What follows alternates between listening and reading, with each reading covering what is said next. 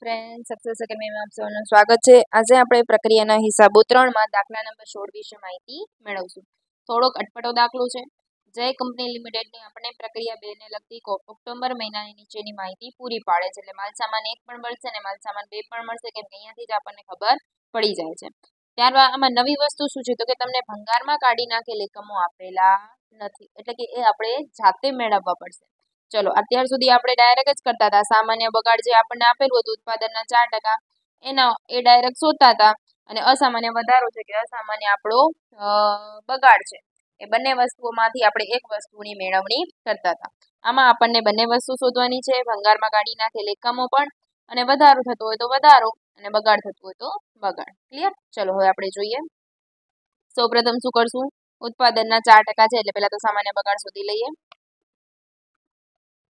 ચલો, સામાન્ય બગાડ કઈ રીતે મળે છે, તો કે શરૂનો સ્ટોક।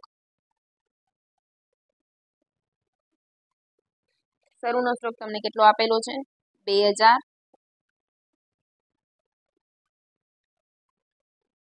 એમાં પ્લસ કરશું આપણે દાખલ। ચલો, દાખલ એકમો કેટલા, પ્રક્રિયા 1 ખાતેથી લાવ્યા 12750। માઇનસ કરવામાં આવે છે આખર સ્ટોક। ચલો, આખર સ્ટોક કેટલો આપેલો છે આપણને, 2250। ગણતરી કરીએ કેટલી થાય છે આપણી,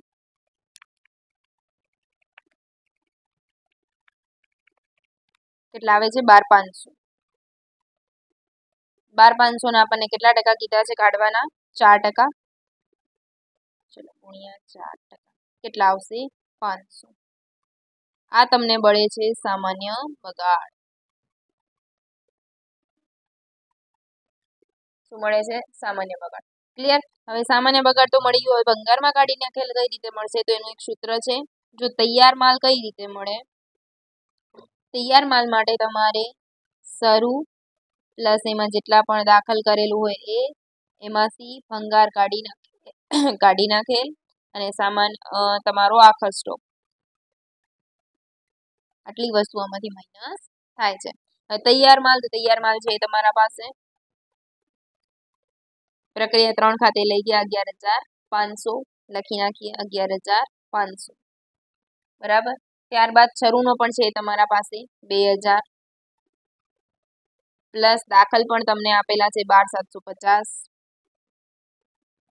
માઇનસ ભંગારમાં આપણે શોધવાનું છે, માઇનસ આખર સ્ટોક તમને આપેલો છે 2250। ત્યારબાદ શું કરવાનું રહેશે, પ્લસ માઇનસ કરીએ, 11500 બરાબર 2000 પ્લસ 12750 માઇનસ 2250, કેટલા આવશે, 12500 માઇનસ ભંગાર। માઇનસમાં છે ભંગાર, આમ લઈ જાય તો શું થઈ જશે, પ્લસમાં,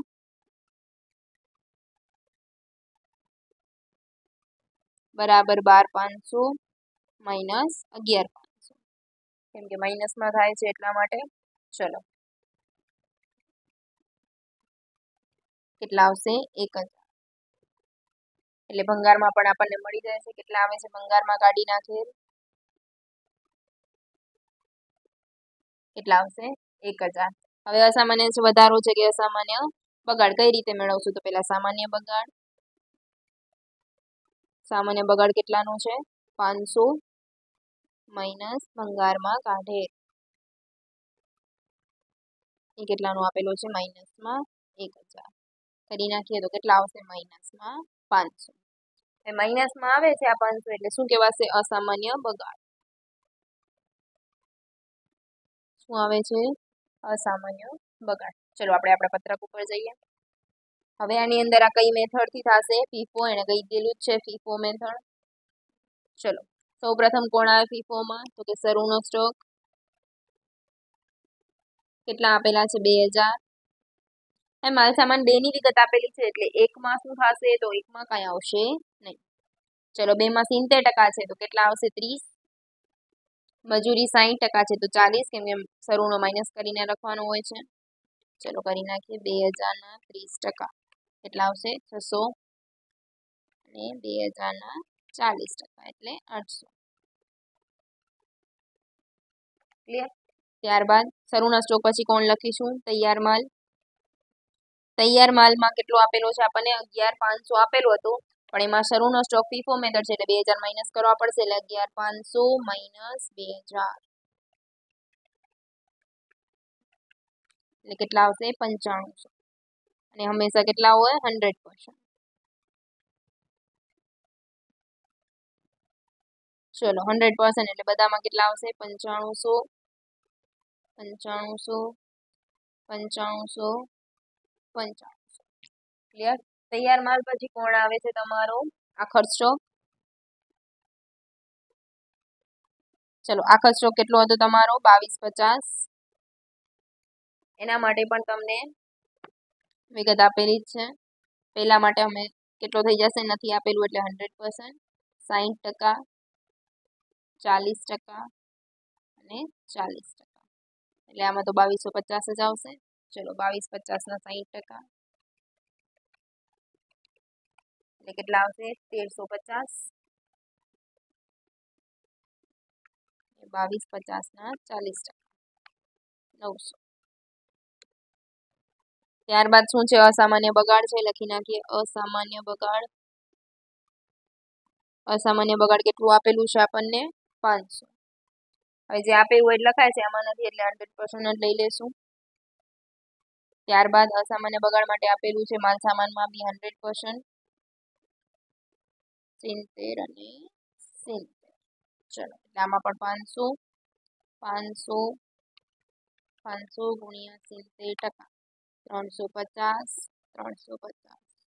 આના સિવાય કોઈ વસ્તુ આપણે બાકી રહેતી નથી. ચલો મારે સરવાળો મારી દઈએ. 9500 પ્લસ 2250 પ્લસ 500 કેટલા આવશે? 12250. ત્યારબાદ 600 પ્લસ 9500 પ્લસ 1350 પ્લસ 500 કેટલા આવશે? 11950. ત્યારબાદ 800 પ્લસ 9500 પ્લસ 900 પ્લસ 350 11550. ત્યારબાદ 800 પ્લસ 9500 પ્લસ 900 પ્લસ 350 11550. ક્લિયર. આ એકમનું પત્રક અહીંયા થાય છે કમ્પ્લીટ. હવે કયું પત્રક બનાવવાનું હોય છે આપણે? તો કે પડતરનું પત્રક. પડતરના પત્રકમાં સૌથી પહેલું કોણ આવે? તો કે માલ સામાન. માલ સામાન 1 કેટલું આપેલું છે? માલ સામાન 1 આપણને 1 લાવ્યા 27000. એમાંથી માઇનસ થાય છે હંમેશા સામાન્ય બગાડ. સામાન્ય બગાડ કેટલું આવ્યું હતું આપણું? 500. અને ભંગાર દીઠ કેટલાની ઉપર થાય છે તમારી? 5 રૂપિયા, એટલે 2500. માઇનસ કરી નાખીએ. 27000 માઇનસ 2500 એટલે કેટલા આવશે? 24500. ચલો ત્યારબાદ માલ સામાન 2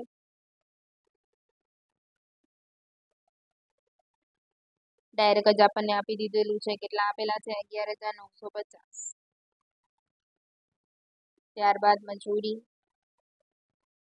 એ પણ ડાયરેક્ટ છે 34650. અને ત્યારબાદ ખર્ચા 46200.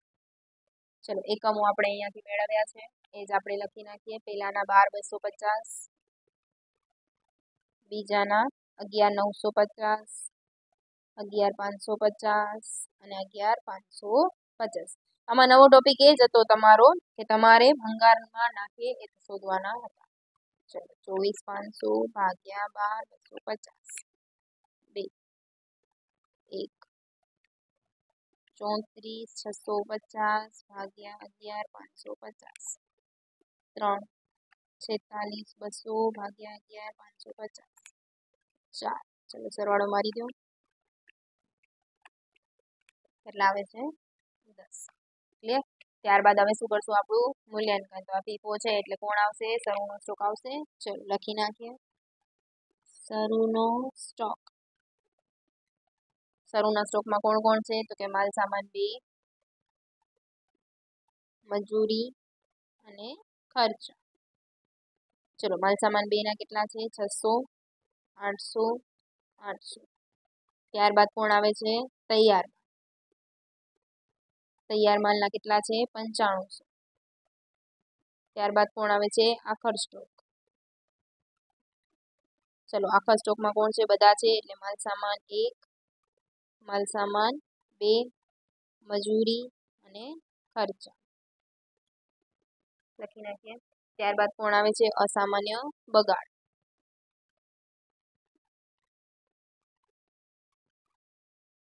અસામાન્ય બગાડમાં પણ 4 આવશે. માલસામાન 1, માલસામાન 2, મજૂરી અને ખર્ચ. અહીંયા લખી નાખું છું, જગ્યા થોડી ઓછી છે. ચલો માલસામાન 1 માં આખો સ્ટોક કેટલો છે? 2250. ત્યારબાદ 2 માં છે 1350, 900 અને 900. માલસામાન 1 માં સામાન્ય બગાડ છે 500, 500, 350, 350. ચલો ગુણાકાર કરી નાખીએ એના એકમો જોડે. તો શરૂના સ્ટોક માટે માલસામાન 2, માલસામાન 2 ની કિંમત કેટલી છે? 1. ત્યારબાદ 3 અને 4 કરી નાખીએ. 600 ગુણ્યા 1 એટલે કેટલા આવશે? 600 જ. 800 ગુણ્યા 3 એટલે 2400, 8 ચોક 3200. ચલો સરળો કરી દઈએ. કેટલા આવશે? 6200. ત્યારબાદ તૈયાર માલ હંમેશા પૂરેપૂરું થશે એટલે 10 એટલે કેટલા આવશે? 95000. ત્યારબાદ 2, 1, 3, 4 2250 ગુણ્યા 2 કેટલા આવશે? 4500, 1350, 2700, 3600. ચલો સરવાળો કરી નાખીએ. 4500 પ્લસ 1350 પ્લસ 2700 પ્લસ 3600 કેટલા આવે છે? 12150. ત્યારબાદ 2, 1, 3, 4 500 ગુણ્યા 2 એટલે કેટલા આવે? 1000. 500 ગુણ્યા 1 એટલે 500. 350 ગુણ્યા 3 એટલે 1050 અને 350 ગુણ્યા 4 એટલે 1400. ચલો સરળ કરી નાખીએ. પ્લસ 1050 પ્લસ 500 પ્લસ 1000 કેટલા આવે છે? 3950. ક્લિયર? ત્યારબાદ હવે શું કરશું? એનું પ્રક્રિયા 2 નું ખાતું બનાવીએ. સૌ પ્રથમ કોણ આવે? શરૂનો સ્ટોક. ચલો શરૂનો સ્ટોક કેટલો આવશે? આમાં જે તમારું ઓરિજિનલ છે એ જ આવશે 2000 અને 13800 લખી નાખીએ. 2000, 13800. ત્યારબાદ દાખલ એકમ. ચલો દાખલ કરેલ કેટલા છે? 12750 ને 27000. ત્યારબાદ માલસામાન, મજૂરી ને ખર્ચ લખી નાખીએ. ચલો 11950, 34650, 46200. ત્યારબાદ કોણ આવે છે? સામાન્ય બગાડ. સામાન્ય બગાડ કેટલું આવ્યું હતું? 500 એકમો ને 5 રૂપિયાના ભાવે એટલે કેટલા આવશે? 2500. ત્યારબાદ અસામાન્ય બગાડ. ચલો અસામાન્ય બગાડના એકમો કેટલા હતા તમારા પાસે? 500 અને એની અમાઉન્ટ કેટલી આવે છે? 3950. ત્યારબાદ કોણ આવે છે? તૈયાર માલ. ચલો તૈયાર માલના એકમો કયા લખવામાં આવશે? તો અહીંયા શરૂનો છે એટલે જે આપણા ઓરિજિનલ અહીંયા આપેલા છે એ જ આપણે લખીશું એટલે 11500. કેટલા લખીશું? 11500. રકમમાં કયા આવશે? તો કે અહીંયાના પ્લસ થશે એટલે કે 13800 પ્લસ અહીંયાના શરૂ 6200 અને પ્લસ 95000. ચલો કરીએ. 13800 પ્લસ 6200 પ્લસ 95000 કેટલા આવશે? 1,15,000. ચલો ત્યારબાદ આખર સ્ટોક. આખર સ્ટોક કેટલો આપેલો છે તમને? એકમો 2250 અને એનું કેટલું આવે છે? 12150. ચલો સરવાળો કરી નાખીએ.